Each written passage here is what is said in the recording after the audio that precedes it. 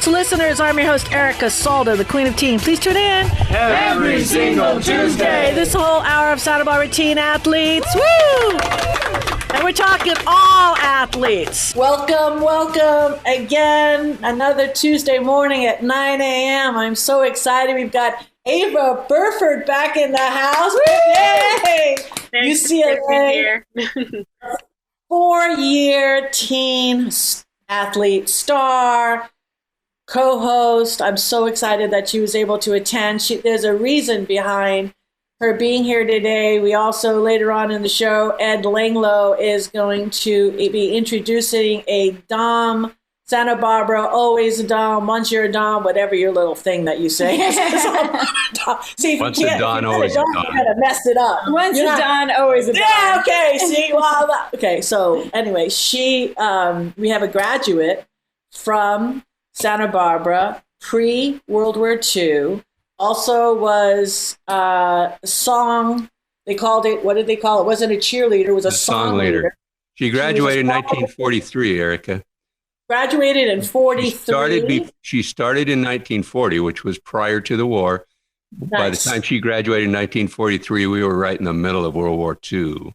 Beautiful. We are going to get with Twilight. I am excited. We're going to get with Twilight after our first break, but I wanted to get with Ava, and I wanted to talk to Christine Marie because Christine Marie is going to start also her segment today, and we're going to enjoy that. She writes, tell us what you do every month that I just found out. Like, we've been friends for over a year. Now you tease me with all of your gifts. I write an article for the Paradise Found newsletter every month for their New Moon newsletter. So I'm going to start sharing once a month from the article that I've written. And this new moon was the Aries new moon. So this one's called Take a Leap of Faith with the Aries new moon. So a new chapter begins. But I'm excited because it's right parallels our 11th birthday. Yes. And something had to do with 11. I forgot what you told me because I can't calculate all that kind of good stuff. Yeah, the new moon is on April 11th. So it's this Sunday is a new moon. Yeah. Yep. In the sign of Aries. But let's do that. But right before we started, just to jump in real quick, Ava picked a card. Did you want me to talk about the card Ava picked? Yes. So Ava, before we didn't, neither one. Well, I didn't look at it. I did look at it. It's called, the card that came up is the 5 of Wands. It's called Strife. I can't figure out Strife. And it's about these. There's these two boys or two people that are playing the African. Look like your brothers. No, just kidding. They're playing an African stick game called Donga. And what this card means to me is about discovering the joy of conflict, really working, like it reminds me of capoeira, right? In capoeira, the slaves were not allowed to fight. The Brazilian slaves were not allowed to fight. And so in Brazil, they do everything with music. So they created a martial art that's done to music that looks like an incredible, amazing athletic dance. And it's so they could resolve the physical conflicts. So what I would say, Ava, is that if there's something going on for you right now in your life, that there's a conflict or something that's that's difficult. It's kind of about you really enjoying and learning the dance of conflict. And if you ever watch capoeira, if you've ever seen it, it's like they know when someone's going to kick high and they go low. And so it's done to music and there's joy. So there can be joy in conflict. Yeah, you can get it. Yeah. That's really funny. 'Cause give it up, Ava. Give it up. This last week has been so eventful. I got into this honors prerequisite program at UCLA. I got an internship and a new job, and it's all starting next week. So it's okay, how am I balancing my mental health, physical health, working on the studies, as well as doing all the clubs and everything I'm involved in. So I took my planner and I actually found joy in being okay, I'm gonna do this, and this, that. I'm really excited for it. So that's so funny because it's I am really excited to go through the madness again and actually be super busy again. So I really relate to that, and that's really creepy that I got that. So thanks. But I enjoyed listening to that, but I definitely relate on a scary level. Wonderful. Yeah, that was a beautiful moment. It's funny. Son John came down. It was during COVID in the beginning of it. And all of his friends were here. It was like this big Bishop St. Raphael's revival. When you're not, of course, we had to do it low key, but it wasn't because it was like 25 some odd people. Of course, the police visited and I said hi. It was very kind. Asked them if they would like some you did temperature testing. We did temperature testing. And it wasn't as like shut down as it was in the very, very beginning, let's just say. Anyway, that being said, it was Easter break actually a year ago is what it was. And that being said, the most beautiful thing that Christine Marie offered was a reading to everybody. And I was because it's always like one of those things. I remember my first reading. I was probably about 18. And it was something like and what it did is it opened the doors for a lot of people, especially when you have private Catholic school, St. Raphael's Bishop, you kind of like in a box, right? So to this day, I will always thank Christine Marie. And that's why because what it is you're releasing yourself because we're not in charge and we're not in control. Intuition, bringing in the whole intuition thing. And Ava, you have it. You're absolutely a light worker, a healer. You're going to be you're a mentor to your friends, and people are going to look upon you as that. You have definitely a ministry here, and I'm so blessed to be able to witness it. I can't even. I'm so excited. Thank you. And then look who pops in. Anna Coronado, speaking of St. Raphael's, okay, I was also blessed to find. Yes, you did. You just bumped in. We're going to get a card for you too, all right? But we'll do that later. We'll take a break, all right? And I'm so happy that you had time, Anna, to check in. And let's take a little break, and we're going to get to Twyla, our guest, after these messages.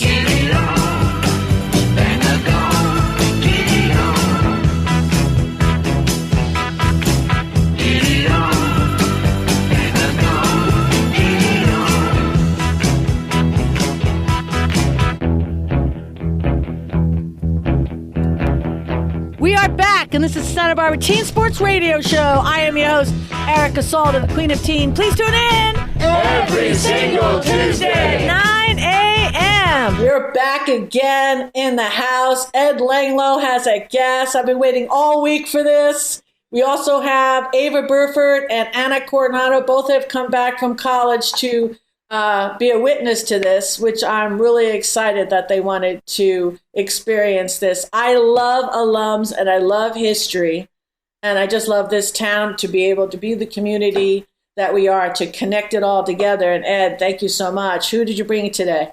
Right. We do have a very special guest today.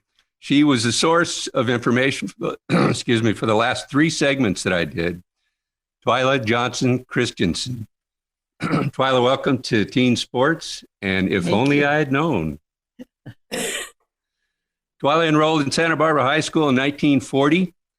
She was a junior when we got involved in World War II. She's now 95. She's still sharp, and she's a wealth of information about Santa Barbara High during the war years.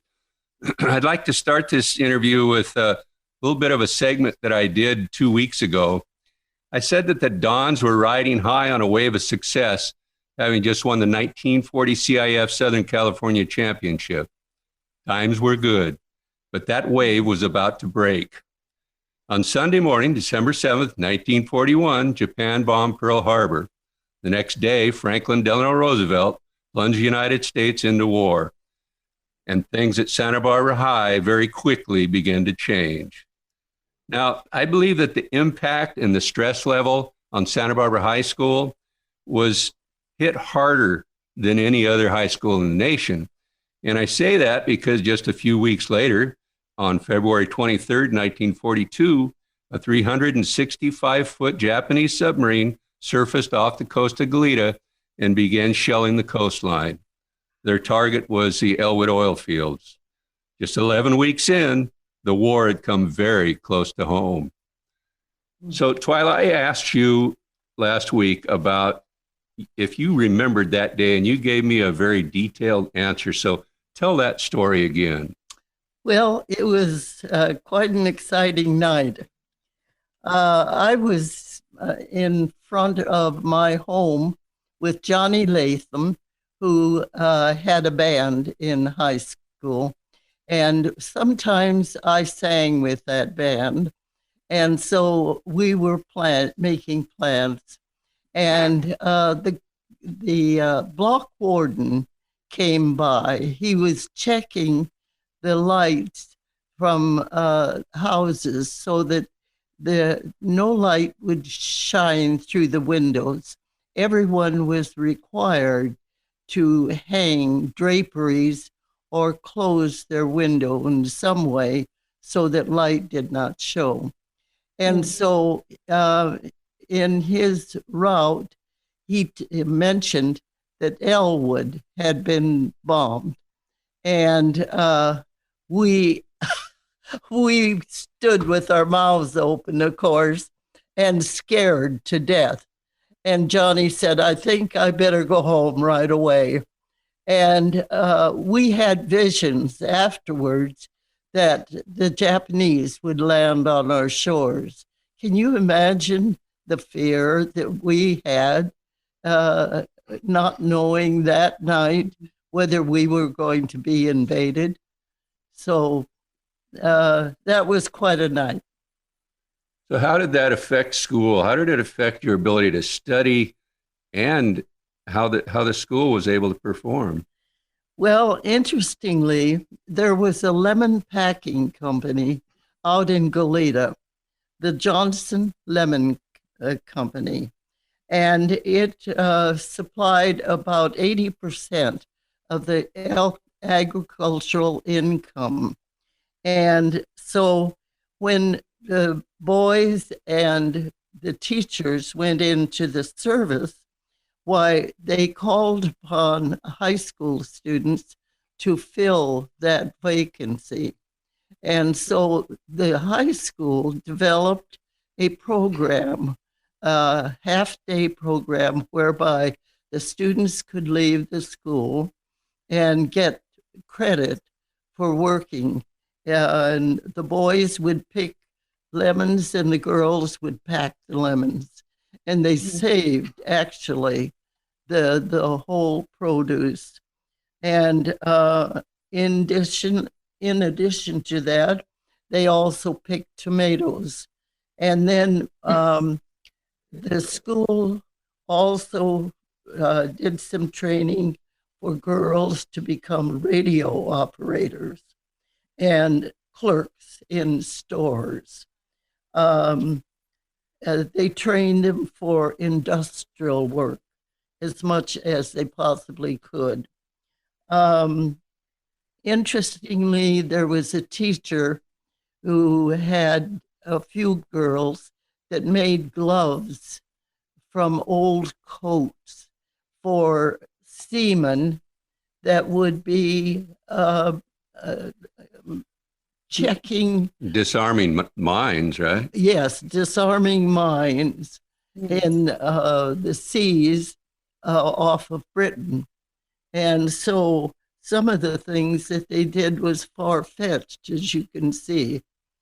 The Forge was our weekly paper, and it was full of names of teachers and students who went to war. For instance, our Yell leaders, Bob McDaniels and Ralph Gordon, went into the Navy. And so we had an assembly, and I led songs, and we had a going away assembly for the boys, for both of them. And so the girls also very often sold war stamps. And for instance, with a stamp, you might get into a noon dance that was held pretty often. And so the stamps were a popular way to spend your money.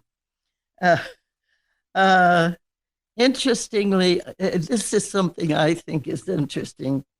The Army or government really supported the idea of having football. because they said that the boys were getting physically fit and also learning to train for basic training by playing football. And so they agreed that the football program should continue, contrary to a lot of people who felt that it should be closed down because of the war. But it did continue. And then the same thing applied with the ROTC. The government supplied uniforms for the boys. We would see them in their beautiful uniforms walking in the halls. And they also issued guns, a type of gun that I'm sure would not be today. Today, that would work. With all of the government discussion. But they were training. They were actually getting some of the basic training for war. And then another thing, we had gas rationing, so that anyone who lived within 12 blocks of the school had to walk. Oh, and did you ever hear the groaning of boys who no longer could drive their cars to school? And that was really pathetic. And then also the government forbid the use of metal alloys, and because it was being used for building planes and tanks and so forth. And so our school rings then had to be made from gold. And of course, it cost a lot more money. And so fewer people could afford the gold rings. And as a side note, I read someplace where 85 people lost their lives from the Santa Barbara High School in World War II. That's quite a few, 85. And the enrollment went from 1,700 to 1,300 because so many left for the war. Okay, let's change topics here, get into a little happier topic. Let's go back to 1940. And you talked about going down to the CIF game in the Coliseum in 1940, which Santa Barbara High School won and became the championship of the Southern California. Well, in 1940, when I went into high school, I was pretty green around the ears. And so I really didn't know much about football, but I wanted to be in with the gang. So I got a ticket and went down on the bus, which was very, very noisy and yelling and singing and so forth. And when we got to the Coliseum and I walked in, I could not believe. In my life, I had never seen anything so big as the Coliseum. And it was a magnificent experience for me. I didn't know how football was played. I really didn't know the game. But I knew that I could look at the score and follow the score. And but that was about all that I could take in. Nice. It was all right, let's do this. We've got a lot of new commercials I want to listen to. And this is just amazing from the beginning to the end. We also had Namita's also jumped into the room, and we'll get to her and more after these messages. Well, now together we will stand, every boy, girl, woman, and a man.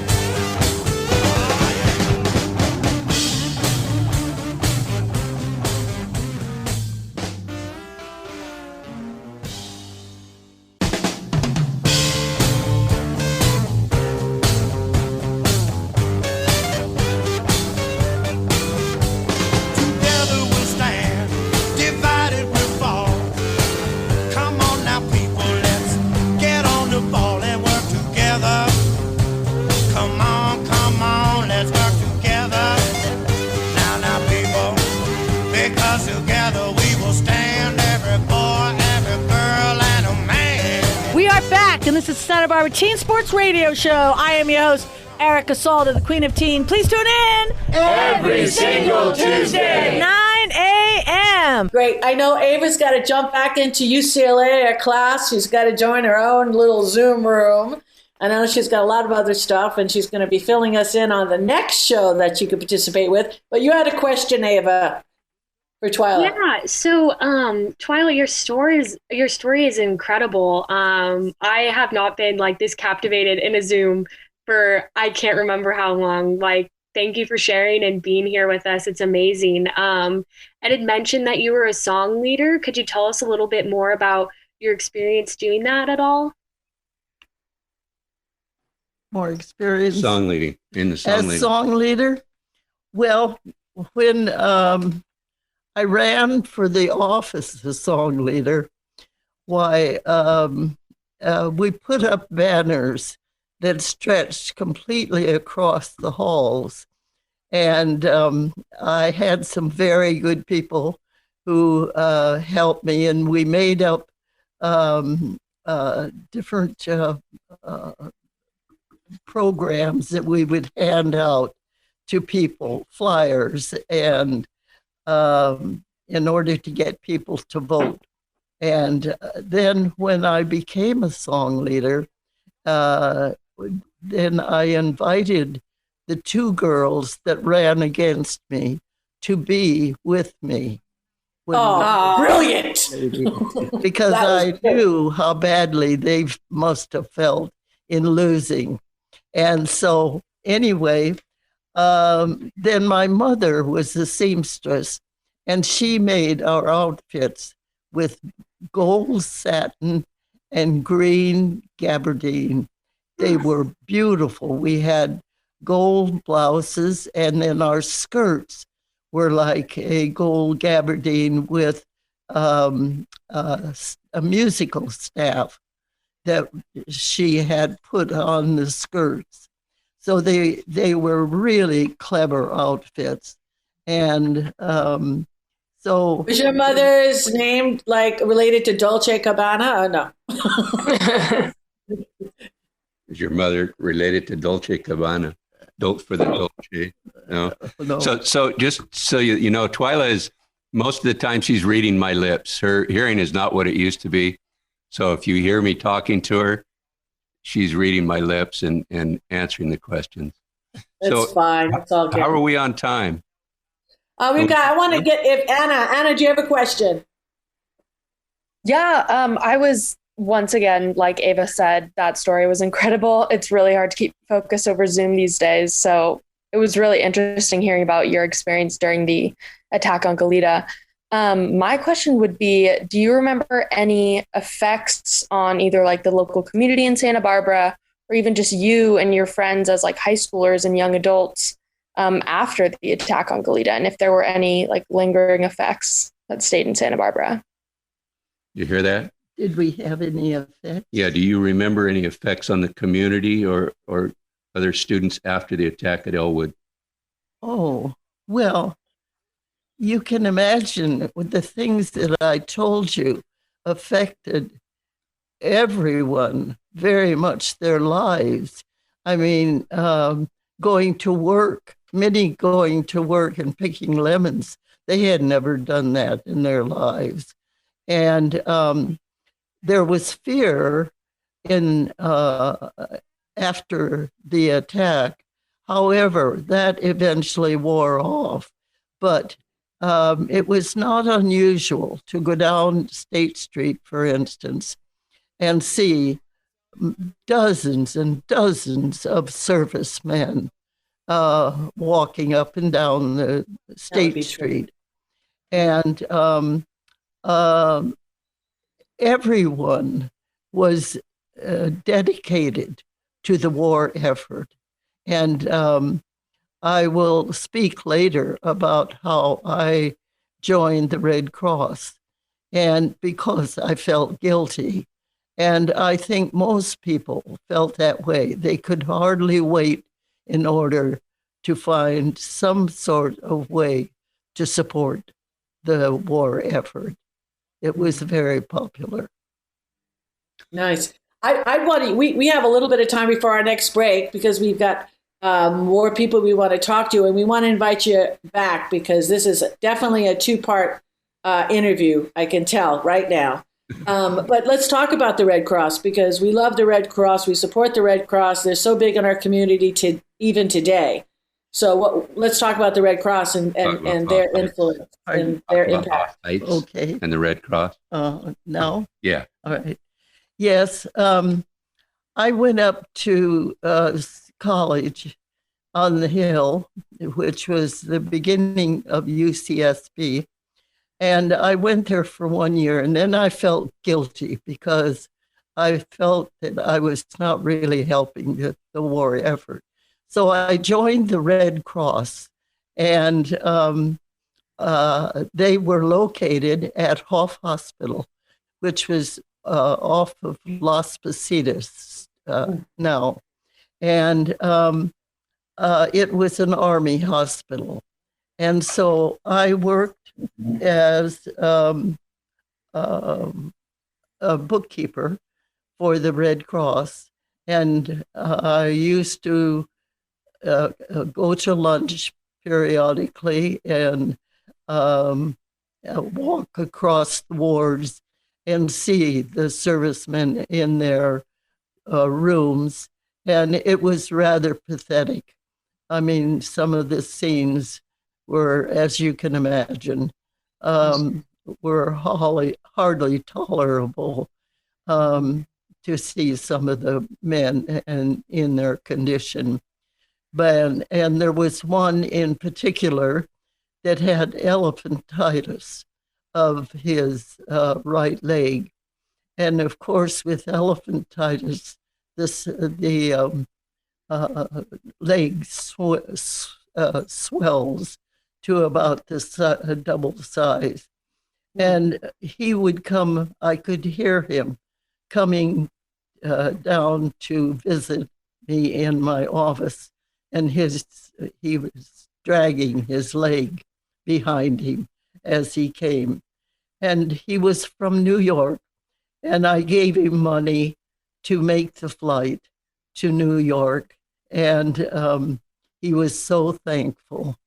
And then also, we had a USO at the hospital, very active USO. In fact, Jimmy Durrani came one time, and I never will forget. He went through his act. If you had ever seen him, he took an old upright piano that we had and absolutely destroyed it. He took the top off it and threw it on the floor and pulled the keys off and so forth. And I thought to myself, this is acting, this is entertainment. But the soldiers just went crazy. They went wild when he did that. Well, I became a member of the USO because I had a background in singing and dancing. And so anyway, one night we were invited to go up to Camp Roberts or Camp Cook, one or the other. And so I went up and I sang with the band. And on the way home, the Army took us home in Jeeps. They delivered us to the camp in Jeeps and home on the Jeep. And I can remember that we could barely see the road, and the wind was blowing because there was just a canvas top. Well, you were in blackout conditions, right? No headlights on the Jeep. We were absolutely on blackout conditions. So just this little tiny bit of light was directed to the road. Otherwise, you couldn't see anything around whatsoever. And so we drove quite a few hours that night, getting home about 3 a.m, something like that, from Camp Cook or Camp Roberts, one or the other. That was quite an experience. And so that was my experience with the USO at the Hoff Hospital. And later, Hoff Hospital was broken down, and which now, of course, is a golf course. And so it was completely changed. Hoff Hospital disappeared. And during that time, there was a Marine base in Goleta. And so it was not unusual to see a P-38 or 2 flying over Santa Barbara. P-38 has the connected tails in the planes. And the only thing, our only experience really with the war is like 9/11, and then everything with the airports, if you travel during that time, all the military presence, I can't even imagine everything that you've gone through. But Twyla, definitely would like to have you come back. We've got a lot more show that we need to unveil. We love you and thank you so much for participating in our program today. And I'm looking forward. You could please stick around. We've got Namita Cuisine in the house right now. She's going to be talking about the spices to our kids and our adults, which is just as important. Okay, we need to get our nutrition. We get that. We're going to get with that. And then after, we got Christine Marie and a view from the deck after these messages. Thank you so much, Twyla. Wow. You're very welcome. My pleasure.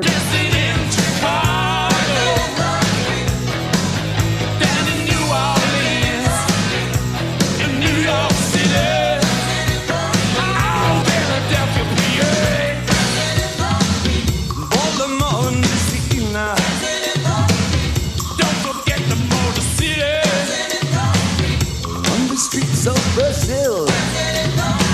Back in the USSR. Way down in LA. Every day, dancing in the street. Crossing China too.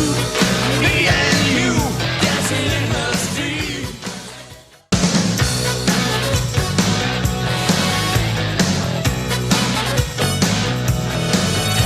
We are back, and this is Santa Barbara Teen Sports Radio Show. I am your host, Erica Salda, the Queen of Teen. Please tune in every single Tuesday, 9 a.m. All right, she's back, Namita. Hi, so good to be back to this beautiful weather we're having in Santa Barbara and birds everywhere. I mean, this is wonderful. Thanks for having me back. Of course, and you're going to give us your offering today, and what are we going to talk about? So one of the things I was so excited to come back to is to go running off to the farm. I went off to John Givens and came back with a nice big box of fennel. They looked so gorgeous, beautiful green with the feathers. I mean, they're just completely appealing for this kind of season. As we know, Mother Nature has everything ready for us in store for the seasonal changes. So fennel, I've been working with them a lot, both in salads and roasting them and playing with them in all kinds of recipes, mainly for the benefits that they're bringing. Fennel can be eaten raw, just like celery can, and dipped into any of your favorite dips.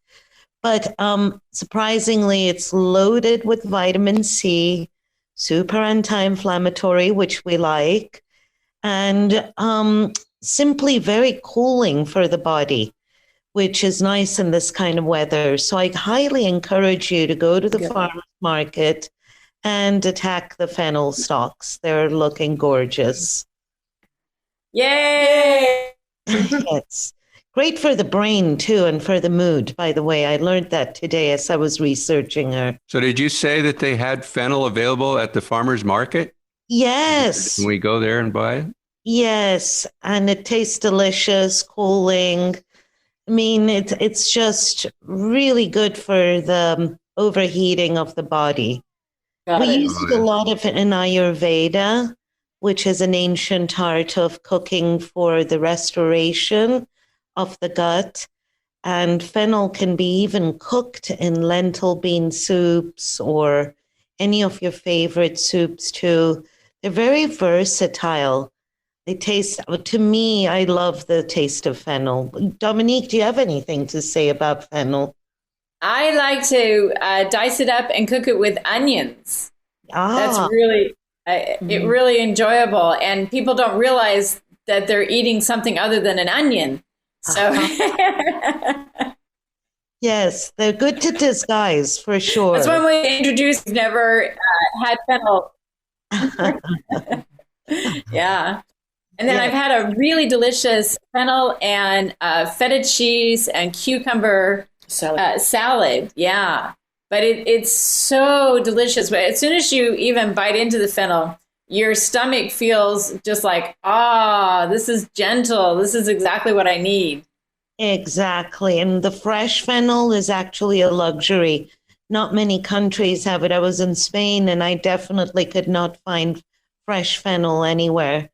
However, a recipe that I would love to pass on to our teens who are on their Zoom classes and can get a bit of fennel benefit, clarified butter on top of the fennel and roasting it works so much better than butter in itself. There's a softer texture that it gives and it penetrates better into the toughness of the fennel. And then, with some Himalayan salt, black pepper, that's it. I mean, you've got it all right there.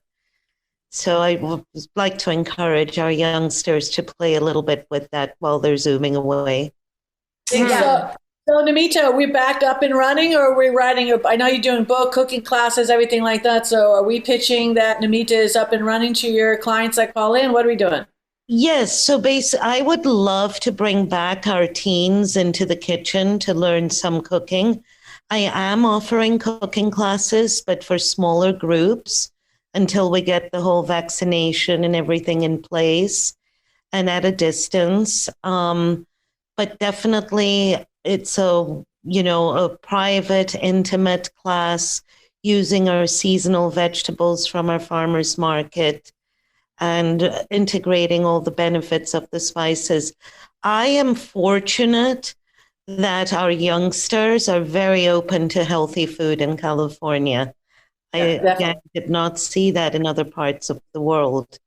Yes. I'm sure it'll get there slowly, but all our teens really appreciate the offerings, and it's a delight to pass on the art for generations to come.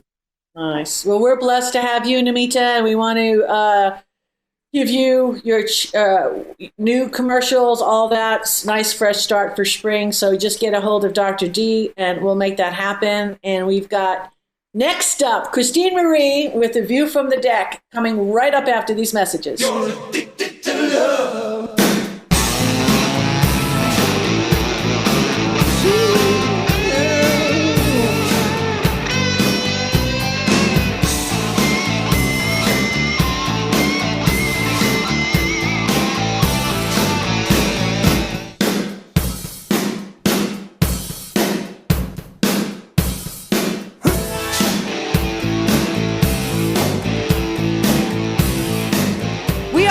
And this is Santa Barbara Teen Sports Radio Show. I am your host, Erica Salda, the Queen of Teen. Please tune in every single Tuesday, 9 a.m. Okay, well, I know Anna had to go to class because we ran a little bit later, but that's okay. I can't stand it. I have to know what Anna pulled, and then I'll send her the file to the show. So let's have it. Christine Marie with The View from the Deck. So Anna pulled the Six of Wands, which is a card of celebration. It's a card of really acknowledging. The title of the card is Victory, and it's a woman standing on a cliff holding a torch and dancing. So it's really about victory. So I would say that Anna has been successful about something that there's something she really wants to celebrate right now and to really acknowledge that. So I don't know what's going on for her, but I would say, yay, Anna, congratulations. That's my card. Yeah. I want that card. She picked it for you, So absolutely. you did an article on the new moon. Tell us more about that.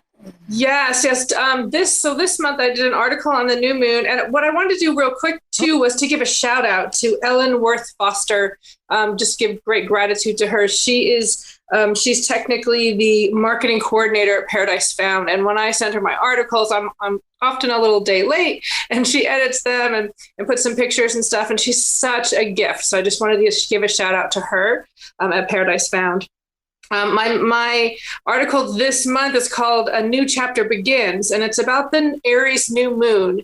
The new moons are often related to the Fool card, which is about taking a leap of faith. So new moons are about new beginnings. And this new moon is in the sign of Aries, which is related to the Emperor card. And the Emperor card in Aries is also it's the first of the 12 signs in the zodiac. It's the and it's the ram, and it moves forward. And so, but since we're going to the Emperor aspect of Aries, this is really about self-mastery. So it's taking a leap of faith based on a sense of self-mastery. Many of us have had a lot of time to get to know ourselves recently, to really take a look and see who have I been? Who do I want to be? What am I doing? What do I want to do? What did I do? So there's all of these things that we've had this time during COVID to really come into a place of self-reflection and looking at ourselves. And that's given us a lot of information. And as things are starting to open up right now, as the new year is beginning, as this new cycle of the zodiac starts with Aries, and this new moon comes. So the month is Aries, that we're in Aries, the astrological sign of Aries now, and the new moon is in Aries. And so it's really this new beginning within this new beginning. And I think one of the quotes, I just said, let go of the old and begin again with enthusiasm. So also another thing that's happening with this new moon in Aries is that it's in a trine. There's all these little angles that happen with the planets, with Jupiter, and Jupiter's in Aquarius. And I have a quote from this place called Indastro. It's a www.indastro.com that says, a Jupiter transit in Aquarius changes the way you think and helps you make sound judgments and choices based on intelligence and wisdom. So that to me speaks really strongly of taking a leap of faith as the Fool from a place of wisdom and mastery as the Emperor, and the planet Jupiter is helping us with that. And that the planet Jupiter is related to, in Tarot, the Wheel of Fortune. And the Wheel of Fortune is about just things changing and turning, and it's time. And so I would say, and I always say with this card, it's the Wheel of Fortune, not the Wheel of Torture or the Wheel of Despair. It means good fortune. It means that things are changing for the better. And so what I would encourage and invite everyone to do on the basis of these three cards is to really look at yourselves. Let's all look at ourselves and what we've been doing, no matter how old you are, a teen, a college, 8 to 80, even younger and older, who are you? What do you want to do? And how do you see, life now as it's opening up? What is the new normal? And what is your new normal? Yeah. And when I write my articles, I like to put in poetry. And there's a line of a Mary Oliver poem that I put in, which is, tell me, what is it you plan to do with your one wild and precious life? And we get a chance to do that now. And then I'll leave you with this. I love that song Unwritten by Natasha Bedingfield. And it says, staring at the blank page before you, open up the dirty window, let the sun illuminate the words that you could not find. Reaching for something in the distance, so close you can almost taste it. Today is where your book begins. The rest is still unwritten. So go, start a new chapter. Nice. We got a minute, Dominique. We got to say something just spiritual. Oh, go look at your citrus trees. If for gardening, teens, check out your trees. Get into nature. If you haven't done it before, Start a new practice of talking to your trees and see what's happening. All right, Namita, do you talk to the trees or do you talk to the leaves? What do you talk to? I talk to the vegetables. Okay, awesome. Let's get out this week. All right, make somebody smile. Okay. God bless Santa Barbara. See you next week.